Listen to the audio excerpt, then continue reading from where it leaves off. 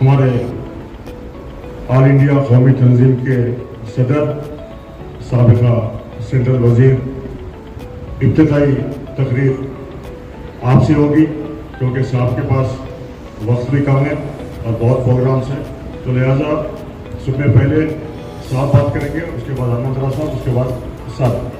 तो उसी तरीके से अब मैं आमंत्रित करता हूँ कि अपनी तकरीर से जो है ना यहाँ हैदराबादियों को और तेलंगाना वादियों को आप अच्छी तरीके से समझा सकते हैं और समझाने की मैं गुजारिश करता हूँ। साहब का शुक्रिया अदा करते हुए यहाँ पे मेरे क्रिश्चियन भाई और हिंदू भाई भी मौजूद हैं, तो मैं उनको जो है ना दो चीज़ें आपने जो बताई हैं मैं उनको बताना चाहता हूँ। तो दो चीज़ें ये है कि ఇప్పుడు मैं तो తెలుగు में बोला सब दो मिनट तो ఇవాళ మన దేశం ప్రజాస్వామ్యం చాలా దెబ్బతింటుందని ఆ తరుణంలో ఉందని మన పెద్దలు తారిక్ అన్వర్ గారు చెప్పారు. అలాగే ఆయన చెప్పిన విషయాన్ని నేను చెప్తున్నాను, ట్రాన్స్లేట్ చేస్తున్నాను.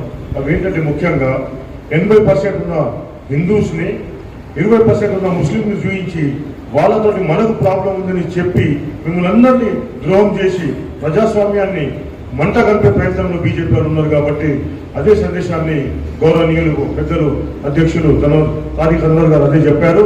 అలాగే ప్రజాస్వామ్యాన్ని పక్కన పెట్టండి, కాన్స్టిట్యూషన్ అనేది బాబా అంబేద్కర్ సాబ్ ఇచ్చిన మనకు ఒక పెద్ద అసెట్, దాన్ని కూడా ఇవాళ వాళ్ళు చేంజ్ చేసే ప్రయత్నంలో ఉన్నారు.